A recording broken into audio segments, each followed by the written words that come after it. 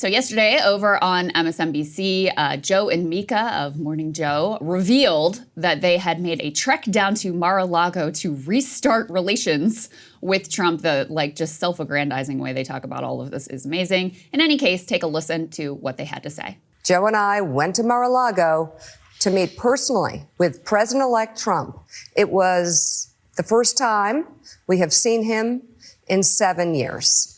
Now, we talked about a lot of issues, including abortion, mass deportation, threats of political retribution against political opponents, and media outlets. We talked about that a good bit.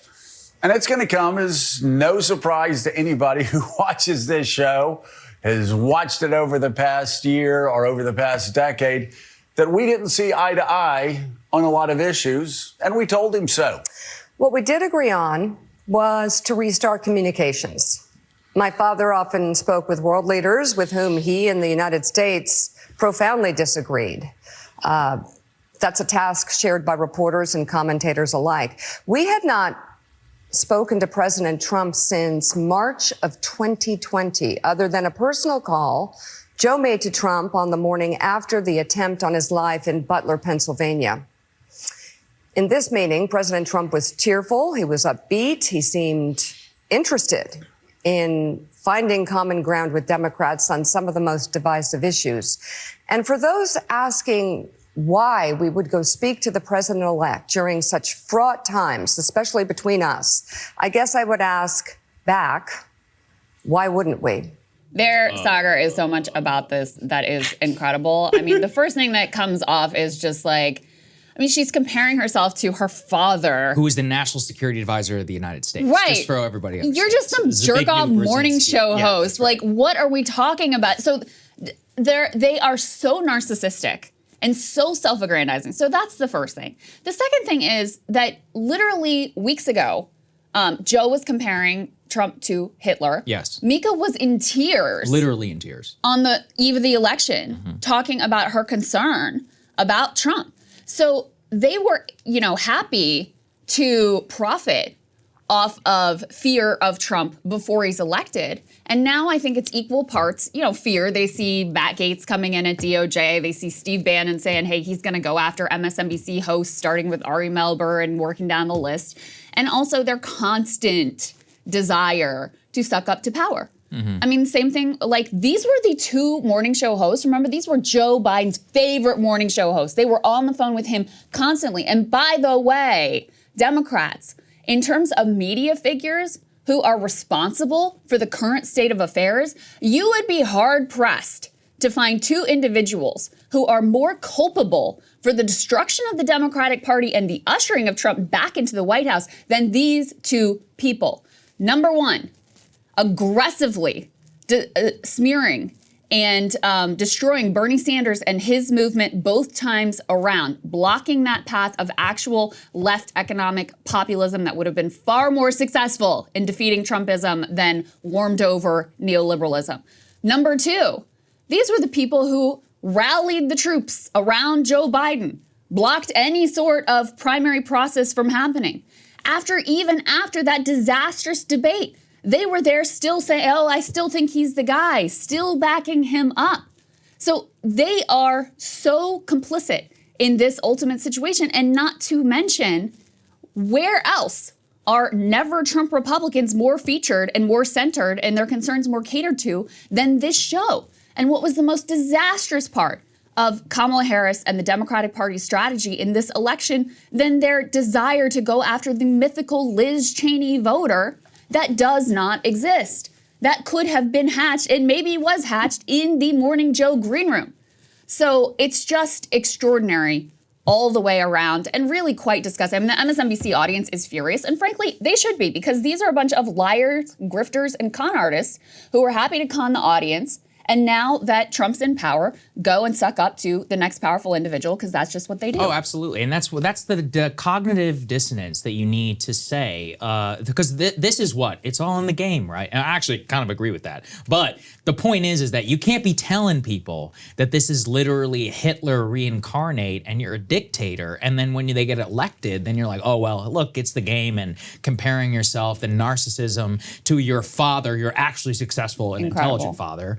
Zbigniew Brzezinski, national security advisor of the United States, who sat across from Khrushchev and others, in his capacity as a diplomat. You're not a diplomat. You're a freaking morning show host. And as you alluded to, we have some side-by-side footage of what it was like not that long ago. Let's take a listen. This is not a reach. I could go back and talk about Nazi Germany, and I do it without any concerns whatsoever. And if people can't start drawing the parallels, well, you're just stupid, or you have your head in the sand, or you're one of them. Yeah. So Nazi Germany, 1933, it's like, which is it? And so actually you didn't mean it the entire time. It was a con. Or you did mean it, and now that, quote unquote Nazi Germany and or Hitler has been elected, then you've just decided, you're like, oh, actually we just need to respect the will of the people. So there's inherent narcissism. There is business, obviously, that's a huge part of it, because a lot of this is Morning Joe wanting to preserve its access, of which, by the way, it had a ton of access in the first Trump administration.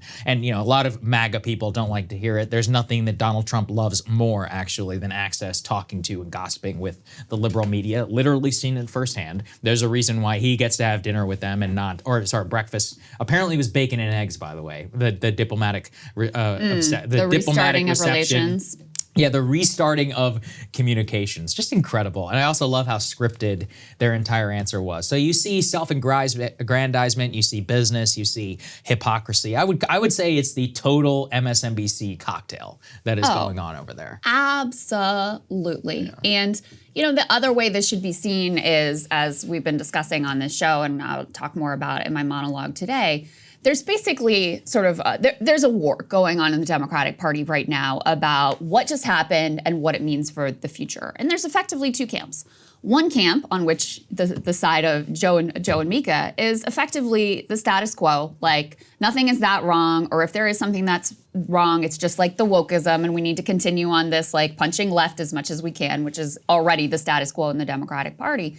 And actually, what we need to do is to capitulate to some aspects of Trumpism. You see that with, I think this is example number one, Joe and Mika going down to Mar-a-Lago is a case in point of that. Jared Polis' comments about RFK Jr., Cory Booker, his comments that also seem to be favorable to RFK Jr., even in advance of the election, Jeff Bezos not making the endorsement at the Washington Post, Zuckerberg, Sundar Pichai, Tim Cook, all calling Trump to make nice with him.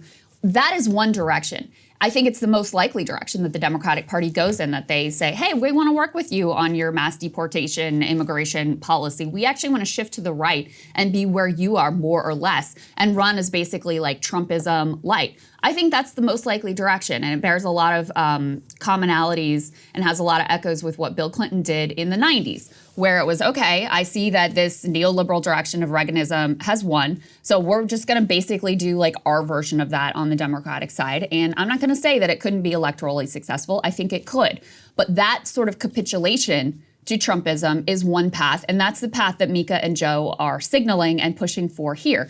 The other path is to offer something that is a completely contrasting vision that is anti-establishment, but in a left economic populist direction. So rather than immigrants and cultural elites being the scapegoats, it's, hey, it's the Bernie Sanders. The problem is the millionaires and the billionaires. The problem is the rigged Democratic establishment. The problem is the corrupt media.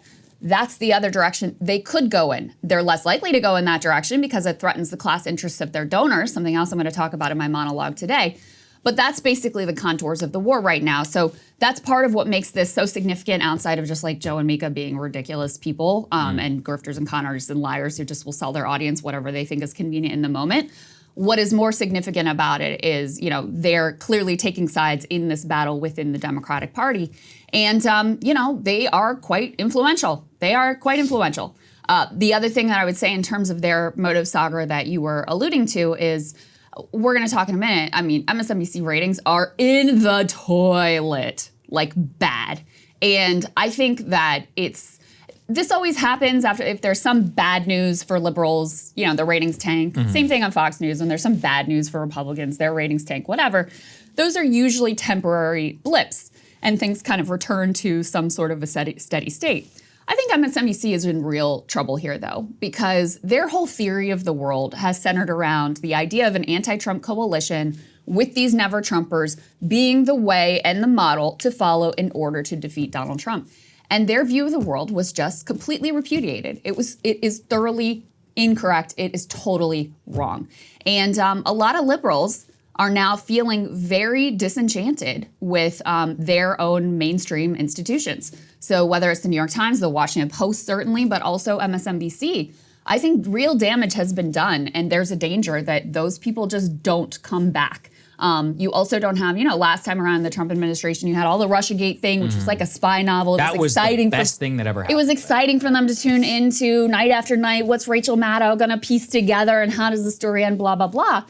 You just don't have that same intrigue for them to draw the audience back in with, which was also, them selling their audience a bill of goods that turned out to be much less, dramatically less than what they ever portrayed. So I think they're in real trouble, and I think Joe and Mika realize that it's not going to be their ratings that allows them to hang on. In fact, their ratings have never been all that great. Yeah, that's true. But it's just like very high, very wealthy, and people in power who watch it. And so the other thing they can bring to the table is access.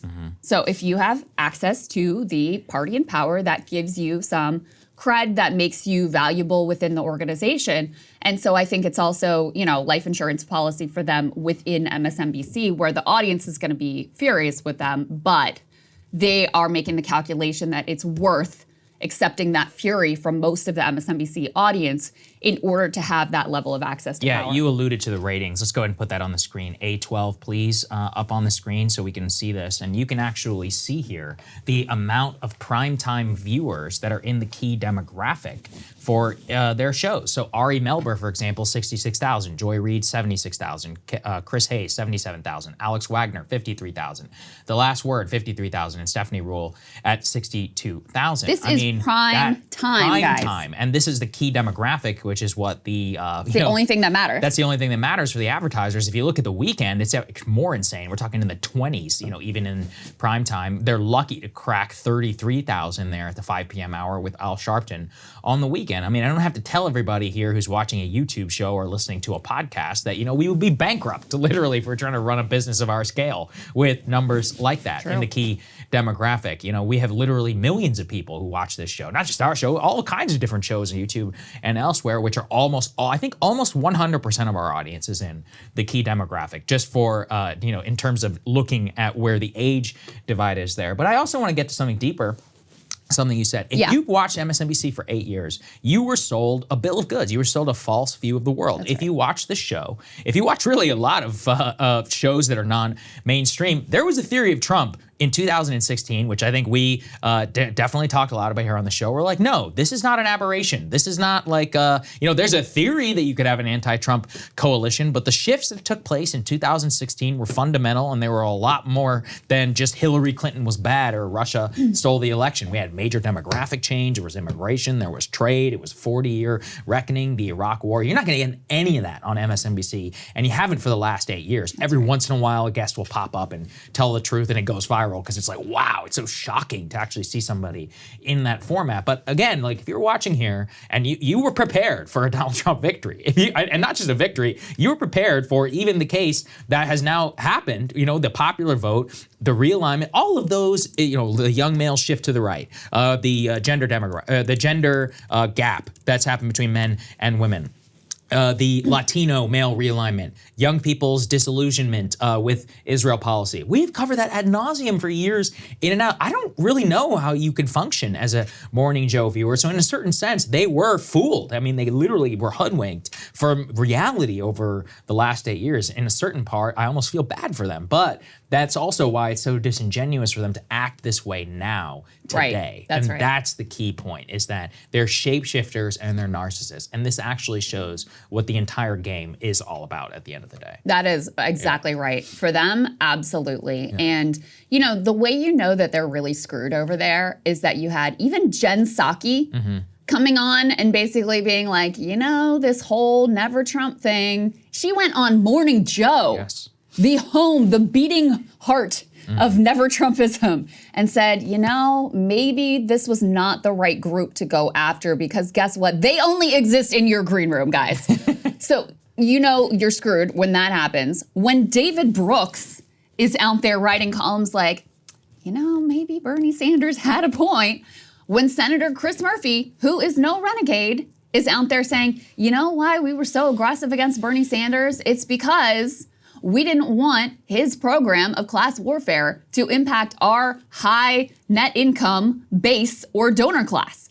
Like, when you have figures like that admitting that the last 8 years have been a lie, a mistake, a ruse, a con of their own base, that's how you know that the whole MSNBC edifice is crumbling. And it's one of the more hopeful things, frankly, to come out of this election, because it has been a disaster for anyone who is on the left, who does want a different direction for the Democratic Party. I can't tell you how influential MSNBC has been. I mean, I genuinely think, and Saagar, you can tell me if I'm wrong, that MSNBC is by and large the reason that Joe Biden was able to win the nomination. Oh, absolutely. No, because there's no question in my mind. if you remember back in 2020, what happened? Okay, Bernie Sanders was winning. He did, Pete claims he won Iowa. We all know Bernie really won Iowa. We'll say he did well in Iowa. He wins New Hampshire. He goes on to Nevada, just romps, like wins overwhelmingly in Nevada.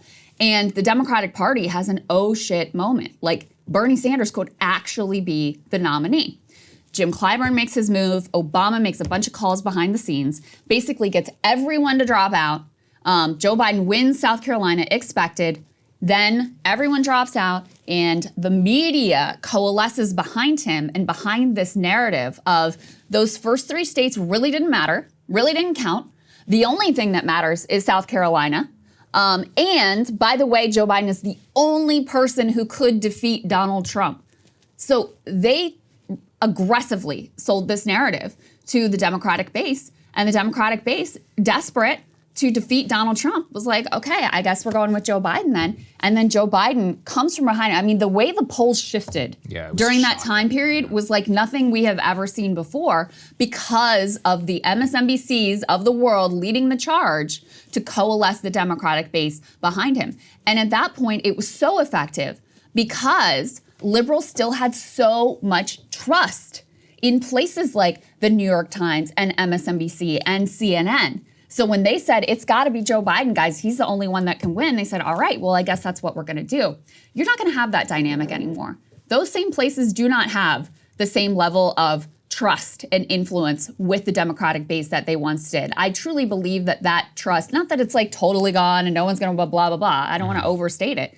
But that level of just obedience to whatever the narrative is coming out of those mainstream institutions, I truly think that's gone and broken. And I think that is a very positive and hopeful thing if there's going to be any prayer of the Democratic Party doing anything interesting going forward. That's right. We also have Jon Stewart, who weighed in on this in only the way that he can. Let's take a listen. Abortion, mass deportation, threats of political retribution against political opponents and media outlets.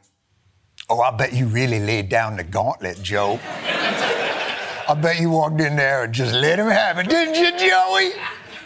I'm going to do a one-act play called Joe and Mika Go to Mar-a-Lago.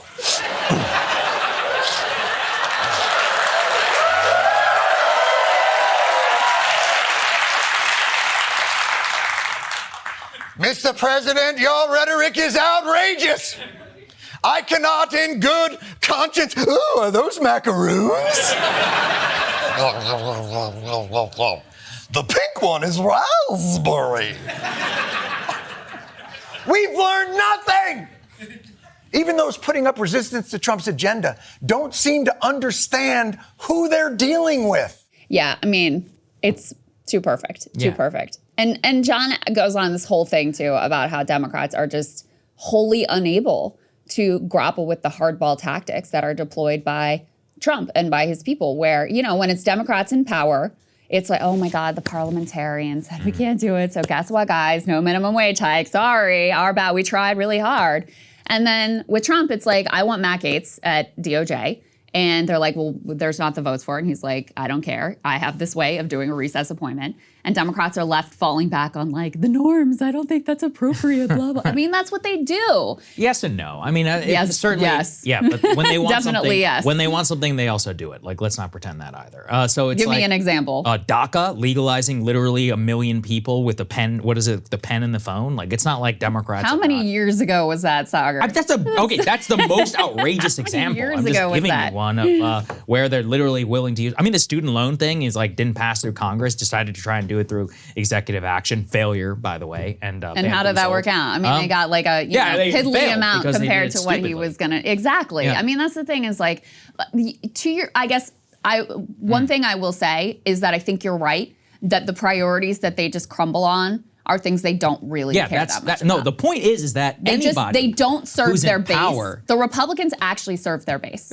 yes, Democrats do not serve their base whatsoever. In fact, their whole MO, which is part of how they end up in this situation, is to like smear and deride their own base. Like, how many years have they aggressively gone after the young base of their party? And then you wonder why young people are drifting away from the parties because you spent years saying that they were bad and wrong and anti-Semitic, et cetera. So there's just a very different orientation between the way the Democratic Party approaches these things. I and the way think the I Republicans could see do. why you think that, and perhaps we may have arrived at this, but the Republican base has also been anti-illegal immigration for like 20 years and actually hasn't gotten anything. So will they get something this time? Like maybe, but don't forget, even under the Donald Trump administration, quote unquote, nothing fundamentally changed, no major piece of legislation passed. Will it happen this time? Maybe. I'm actually still very skeptical. I think I don't underestimate the power of the business lobby or any of these people in stopping, what is eventually going to happen. Chaos is already the status quo. We're going to talk about that with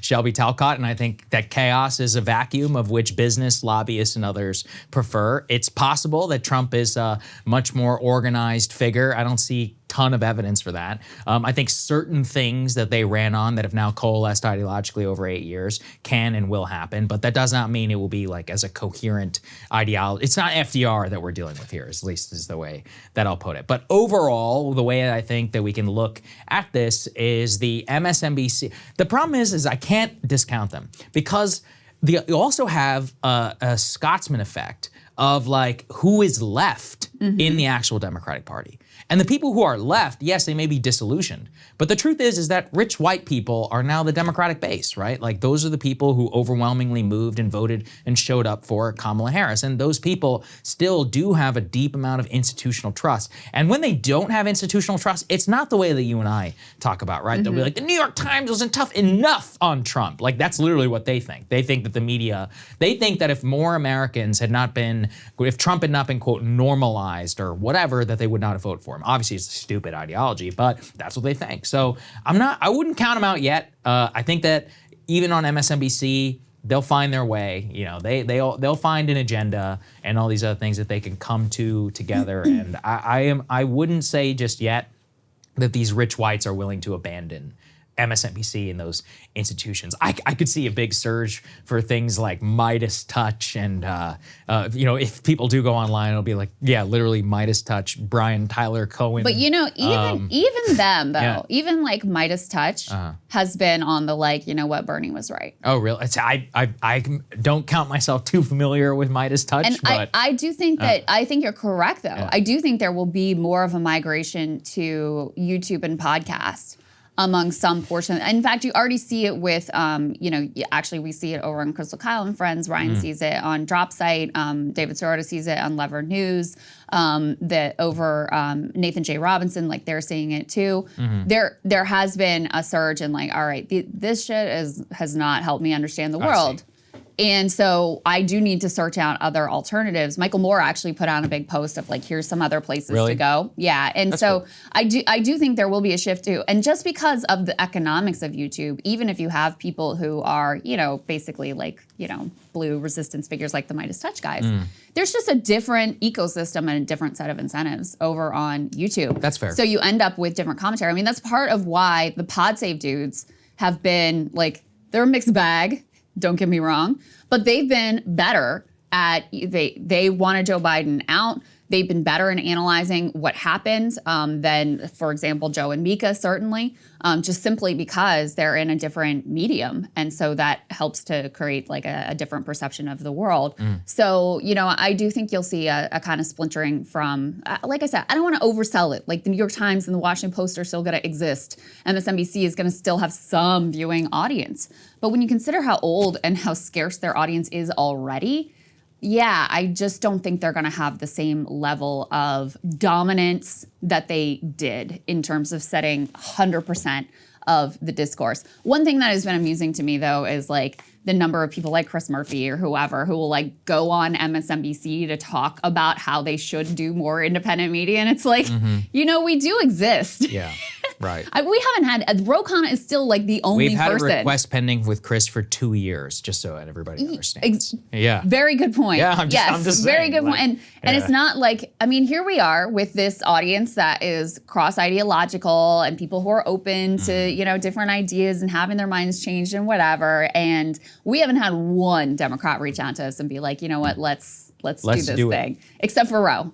That's right. He's the only one. He gets a lot of credit for that. But it is funny to me that they're like, oh gosh, we should do more independent media, but then they don't actually do that. They just go on MSNBC to talk about how they should do that. That's right. Hey, if you like that video, hit the like button or leave a comment below. It really helps get the show to more people. And if you'd like to get the full show ad-free and in your inbox every morning, you can sign up at breakingpoints.com. That's right. Get the full show, help support the future of independent media at breakingpoints.com.